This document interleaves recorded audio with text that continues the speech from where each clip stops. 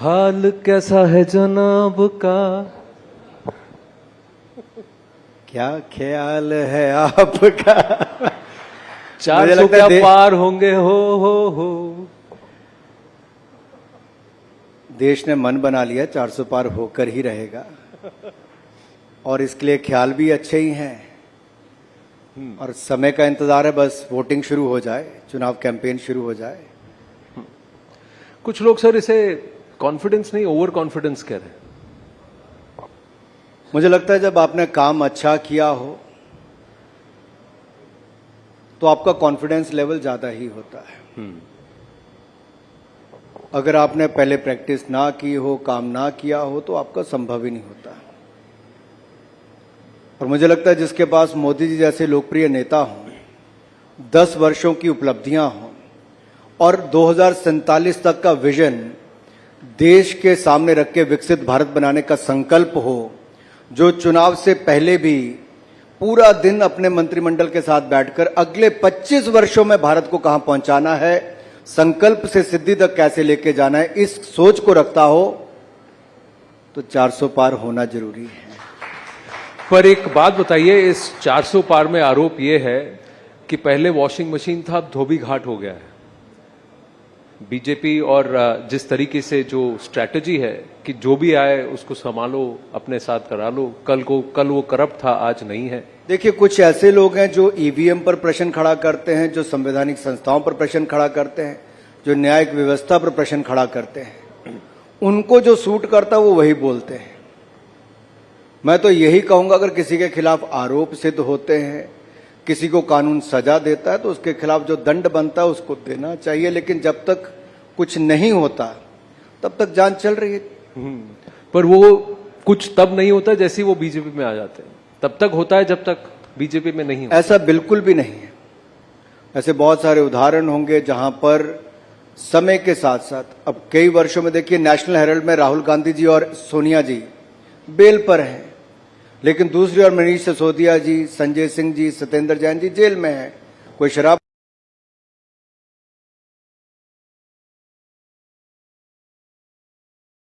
मामले में जांच चल रही है।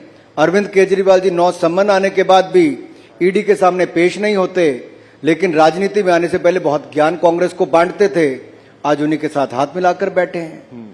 ये अरविंद केजरीवाल जी से इतना प्यार क्यों है? कहीं ना कहीं हर दिन किसी न किसी बहाने उन्हें समन दिया जा रहा है। नहीं, बहाने नहीं, कारनामे के कारण दिया जाता है। एक ऐसा व्यक्ति जो झूठ की पराकाष्ठा, उनके झूठ दुनिया में सबसे ज्यादा कोई और सबसे सफाई के साथ बोलने वाला है तो उनका नाम है अरविंद केजरीवाल जी। राजनीति में आने से पहले कहा बेटी की कसम खाता हूं नहीं आऊंगा, फिर कहा बड़ी गाड़ी नहीं लूंगा, फिर कहा सिक्योरिटी नहीं लूंगा। सबसे बड़ी गाड़ी भी ली, 2 राज्यों की सिक्योरिटी भी ली, सबसे बड़ा बंगला भी लिया, शीश महल के रूप में बनाया भी, करोड़ों रुपए खाए भी, और जो कहते थे ईमानदारी के साथ सरकार चलाऊंगा, सबसे भ्रष्ट सरकार चलाने का रिकॉर्ड किसी के नाम पर है तो आम आदमी पार्टी और अरविंद केजरीवाल जी के नाम पर है।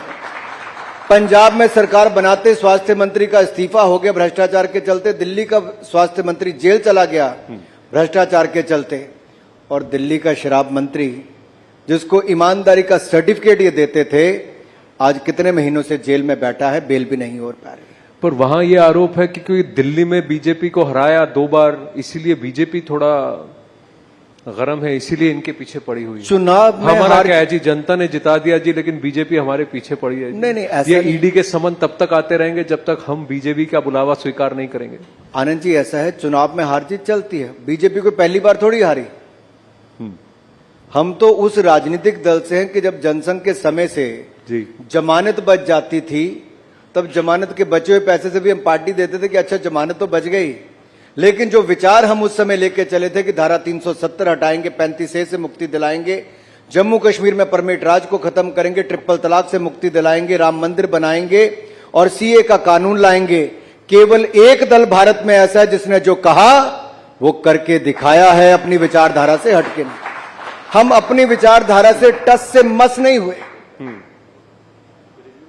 और इसीलिए जनता ने 2 सीट वाली पार्टी को 282 भी जिताई, 303 सीटें भी जिताई, और अब की बार 400 पार करके भी दिखाएंगे। देखिए, ये जो आप कॉन्फिडेंस कह रहे हैं ना जनता का, this is being represented very differently in the western media. Harvard has come out and said कि the coming elections are not a good thing for democracy, it's a worry. Harvard की एक latest study आई है. V-Dem कहता है कि हम एक electoral autocracy हो गए. ये विदेशी मीडिया को आपसे इतना प्रेम क्यों है? मुझे लगता है इशारा समझ- गुलामी की मानसिकता से हम सबको बाहर निकल जाना चाहिए. आज दुनिया भारत की ओर देख रही है कि भारत ने मापदंड क्या तय कर रहा है. जब कोविड के समय दुनिया के बड़े बड़े देश जो नहीं कर पाए, जो कहते थे यही विदेशी मीडिया कि भारत में करोड़ों लोग मर जाएंगे महामारी और भूखमरी के कारण, आज मैं इस मंच पर कह रहा हूं मोदी का नेतृत्व था, महामारी से भी बचाया, भूखमरी से भी बचाया, 2 वैक्सीन भी बनाई, 220 करोड़ वैक्सीन मुफ्त में लगाई भी, और 80 करोड़ लोगों को मुफ्त में अनाज पिछले 3 साल तो दिया ही, अगले 5 साल की गारंटी भी मोदी की गारंटी है. उस समय जब दुनिया कहती थी कि यूक्रेन रशिया के युद्ध में भारत को ये नहीं करना चाहिए, वो नहीं करना चाहिए, हमने गैस भी खरीदा, तेल भी खरीदा. जब दुनिया ने दबाव बनाया तब कहा हमें भारत की जरूरत को पहले देखना है, हमें अपनी एनर्जी सिक्योरिटी 140 करोड़ लोगों के लिए पहले देखनी है. और भारत ने जो निर्णय लिया हम उस पर खड़े रहे. ये पुराना भारत नहीं, ये नया भारत है. और नए भारत की बुलंद तस्वीर इससे नजर आती है जब 10वें नंबर की अर्थव्यवस्था लड़खड़ाती चरमराती अर्थव्यवस्था से आज दुनिया की 5वीं सबसे बड़ी अर्थव्यवस्था भारत बनकर खड़ा हुआ. लेकिन जब यही इंटरनेशनल मीडिया फ्रंट पेज पे प्रधानमंत्री के चेहरे के इंटरव्यू को लिखती है या छापती है या कुछ भारत के बारे में अच्छा कहती है, तो फिर आप ही सबसे ज्यादा कहते हैं कि देखिए इसको दिखाइए इंटरनेशनल मीडिया हमारे बारे में क्या कह रही है. अब आप कह रहे हैं कि इंटरनेशनल मीडिया को मत गिनिए जब वो आपको क्रिटिसाइज करती है. मैं आपको एक छोटा सा उदाहरण देता हूं. सन 2001 में नरेंद्र मोदी जी गुजरात के मुख्यमंत्री बने जी. बहुत बड़ी चुनौती थी. उससे पहले भूकंप आया था, आपदा आई थी. गुजरात को वापस खड़ा करने का उन्होंने बहुत बड़ा काम किया जी. देश के मीडिया ने न जाने क्या क्या उनके बारे में वर्षों तक लिखा होगा. और देश के विपक्ष ने तो यहां तक कि फर्जी मुकदमों से लेके ऐसे ऐसे बयान मोदी जी के बारे में दिए जो hitting below the belt, right, कोई कसर नहीं छोड़ी थी. बिल्कुल. लेकिन किसी ने कितने भी प्रयास किए हों, कितनी भी गाली निकाली हो, नरेंद्र मोदी जी का पर्सनैलिटी ही ऐसी है, उनका काम ही ऐसा है कि वो गाली को भी अपने पक्ष में कैसे लाकर खड़ा कर दिया, ये मोदी जी ने दिखाया. क्योंकि उनका काम बोलता था. किसी ने कहा मौत का सौदागर, किसी ने कहा नीच, किसी ने कहा गंदी नाली का कीड़ा, किसी ने कहा चाय बेचने वाला है. लेकिन देश की जनता समझदार थी जिन्होंने देश बेचने वाली कांग्रेस को नकार दिया, ईमानदार चाय बेचने वाले को देश का प्रधानमंत्री. हमने ईमानदारी के साथ आनंद जी 10 साल सरकार चलाई. 1 रुपए का भ्रष्टाचार का आरोप नरेंद्र मोदी की सरकार पर नहीं है, ना मोदी जी पर है, न उनके किसी मंत्री के ऊपर है. और हम आगे के लिए भी जनता को विश्वास दिलाते हैं, ईमानदारी के साथ देश को आगे बढ़ाएंगे, 5वें पर नहीं रुकेंगे. दुनिया की तीसरी सबसे बड़ी अर्थव्यवस्था हम भारत को बनाएंगे. लेकिन खेल नैरेटिव्स का भी है अनुराग जी. देखिए, you are the information and broadcasting minister, तो इसलिए मैं वापस आपसे पूछूंगा कि अंतर्राष्ट्रीय अकेडमियां आज भी भारत को जिस नजर से देखती है वहां ये कहती है कि मोदी सरकार के अंदर ये एक इलेक्टोरल ऑटोक्रेसी हो रही है, यानी कि डेमोक्रेटिक तानाशाही. इस लेवल तक कहा जाता है कि जनता वोट जो भी दे रही है ये डेमोक्रेटिक प्रोसेस नहीं है, क्योंकि सारे इंस्टीट्यूशंस आपने कंट्रोल कर लिए हैं.